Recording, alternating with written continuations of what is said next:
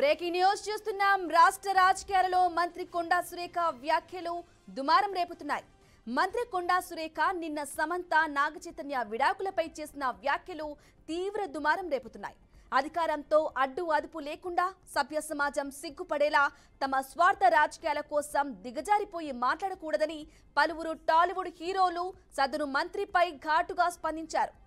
ఓ మహిళ అయ్యుండి సాటి మహిళ వ్యక్తిగత జీవితంపై కామెంట్స్ చేయటం ఎంతవరకు సబబు అనేది మంత్రి ఆలోచించుకోవాలని మండిపడుతున్నారు.